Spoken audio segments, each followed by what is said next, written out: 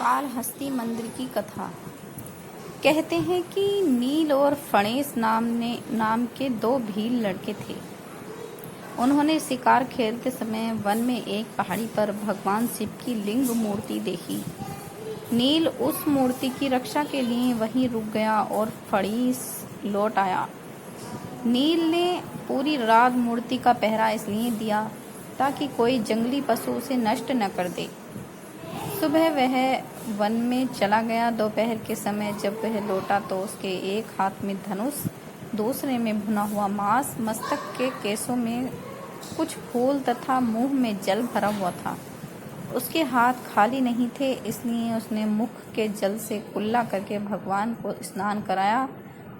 पैर से मूर्ति पर चढ़े पुराने फूल व पत्ते हटाए, बालों में छिपाए फूल मूर्ति पर गिराए तथा भुने हुए मांस का टुकड़ा भोग लगाने के लिए रख दिया।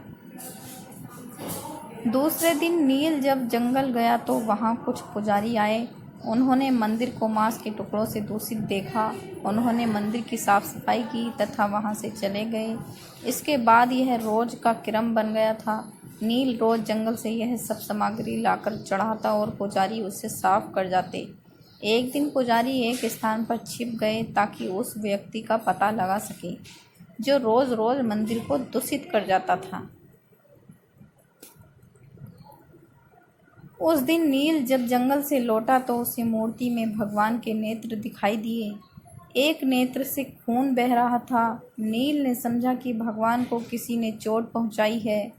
वह धनुष पर बाण चढ़ाकर उस चोट पहुंचाने वाले व्यक्ति को ढूंढने लगा। जब उसे कोई नहीं मिला तो वह कई प्रकार की जड़ी बूटियां ले आया तथा वह भगवान की आंख का उपचार करने लगा, परंतु रक्त धारा बंद न हुई। तभी उसे अपने बुजुर्गों की एक बात याद आई। मनुष्य के घाव पर मनुष्य का ताजा चमड़ा लगा देने से घाव शीघ्र भर जाता है। नील ने बिना हिचक बाण की नोक घुसाकर अपनी एक आंख निकाली तथा उसे भगवान के घायल नेत्र पर रख दिया।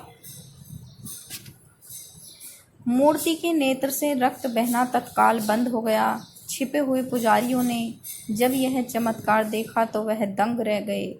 तभी मूर्ति की दूसरी आंख से रक्त धारा बहने लगी। नील ने मूर्ति की उस आंख पर अपने पैर का अंगूठा टिकाया ताकि अंधा होने के बाद वह टटोल कर उस स्थान को ढूंढ सके। इसके बाद उसने अपना दूसरा नेत्र निकाला तथा उसे मूर्ति की दूसरी आंख पर लगा दिया। तभी वह स्थान अलौकिक प्रकाश से भर गया। भगवान से प्रकट हो गए तथा उन्होंने नील का हाथ पकड़ लिया। वे नील को अपने साथ शिवलोक ले गए।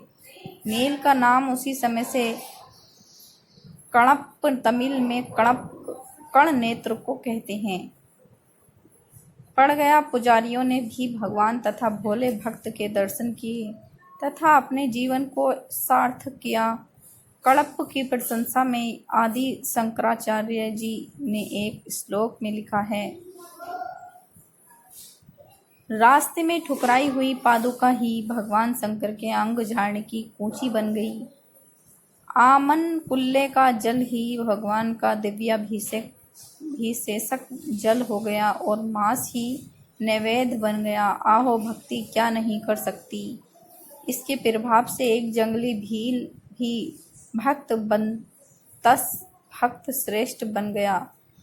मंदिर में मुख्य स्थान पर भगवान शिव की लिंग रूप मूर्ति है। यही वायु तत्व लिंग है, इसलिए पुजारी भी इसका स्पर्श नहीं करते। मूर्ति के पास स्वर्ण पट स्थापित है, उसी पर माला इत्यादि चढ़ाकर पूजा की जाती है। इस मूर्ति में मकड़ी, हाथी तथा सर्प के दांतों के चिन्ह स्पष्ट दिखाई देते हैं। कहा जाता है कि सबसे पहले मकड़ी, हाथी तथा सर्प ने भगवान शिव की आराधना की थी। उनके नाम पर ही श्री कालहस्तीश्वर नाम पड़ा है। श्री का अर्थ है मकड़ी, काल का अर्थ है सर्प तथा हस्ती का अर्थ है हाथी। तो दोस्तों, आपको यह हमारी कहानी कैसी लगी? इसे लाइक करना, सब्सक्राइब करना और